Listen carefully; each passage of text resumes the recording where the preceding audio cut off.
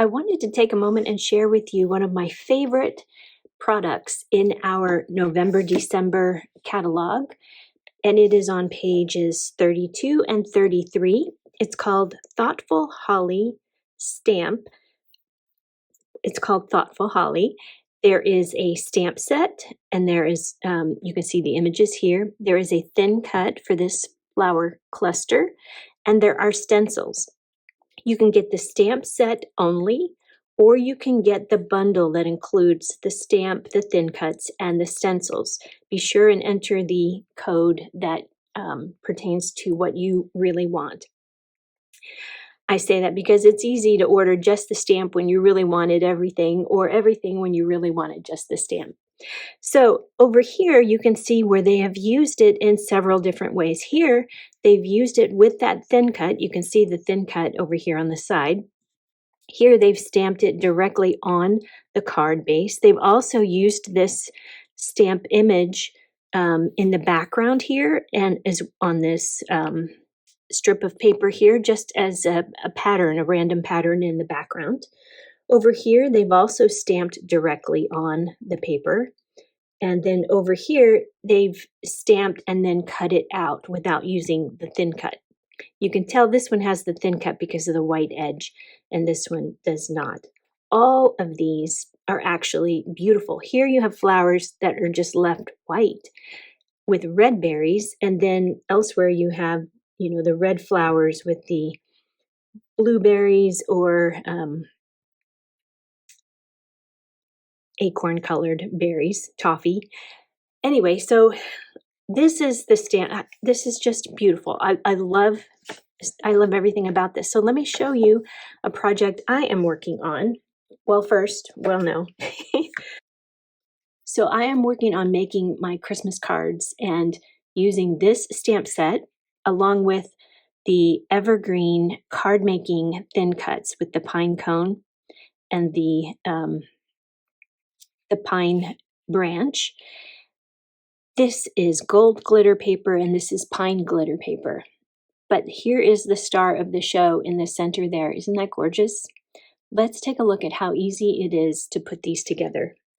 First, since I am making several of these, I am using my Misty for the stamp. That way, if the center doesn't quite get enough ink, or if there's not enough ink anywhere, I can stamp it over and over again in the same place. So it's a helpful tool, especially when you're doing a bunch.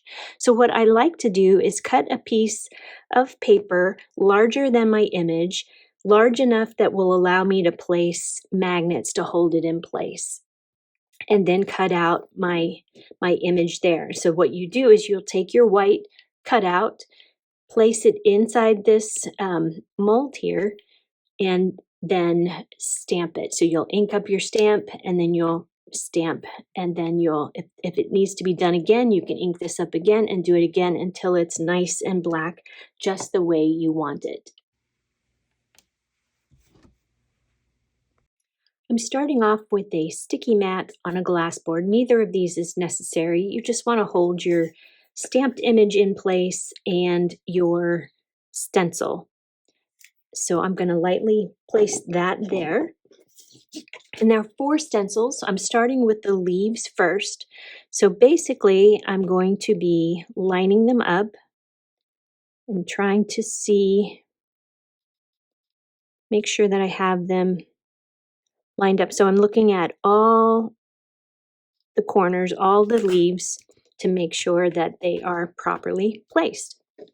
I'm going to start with the limeade color first. I'm basically coloring the tips of the leaves with the limeade, just using a blending brush to get the leaves that light green, with most of it focused on the outside edges. Once the leaves have been colored in with the brush, then I'll go back with the pine and just add some dimension. The pine will go close to the flower and add that much needed dimension. I love that instant contrast you get there and the depth that it brings with just that little added touch. Since I only want to get the inside of the leaves, I'm turning my board to be careful to stay where I want to stay. Voila. You just want to wipe off any excess ink there may be on that stencil, gently lift it off, and now we're ready for the next step. We're going to do the flower section next. I'm using two colors, candy apple and scarlet.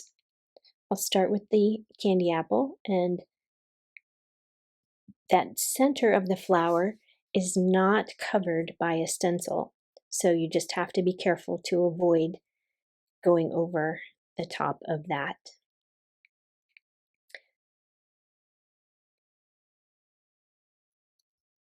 It takes some time to build up the color on those flowers, but once you do, it's beautiful. I'm going back and forth between the two colors to try to get, again, just some depth with the two different colors. You could stick with one color, or you could go with the gorgeous white, even put some clear shimmer brush over top of it. Just keep applying the ink until it is how you want it. Gently wipe off the ink from the stencil, lift. Here's where I'm showing you that I wrote the word top on the top side of the stencil, so I would know which side to place down. Otherwise, if it is flipped over, you'll never line up your images. That's just a handy, helpful tip for you there. Next up, we're going to be doing our flower centers. Just line up the stencil over the two flower centers. I'm going to start with Sundance. You'll see that that color comes across right away. It doesn't take much. And then I'm taking Acorn just a little bit at the bottom, just to add a little bit of depth and dimension. Of course, we want to wipe off any excess, lift up your stencil, and we're moving right on to the next one. This one is going to be the berries. I'm using Acorn ink to color in the berries. Not too dark, just enough to resemble a sort of golden tone. That will go with the golden pine cones that I am adding, and it will just help add to the whole richness of the final finished product. Isn't that beautiful? All right, now I'm taking a gold shimmer brush and I'm just highlighting the flower centers a little bit, just a tiny bit. And go ahead and lift up the project, and there you go. Now your thin cut flower cluster is ready to go. You can see the white edge around the thin cut, which would be great on a white background, but since I'm putting mine on a black background, I'm going to take a marker, I'm just using a Sharpie, and I'm going to color in the white edge with the black marker. It's a pretty simple process. It takes a little bit of time, but not too much, just as much as it would to cut it out, but it really gives it a dramatic effect against the black background.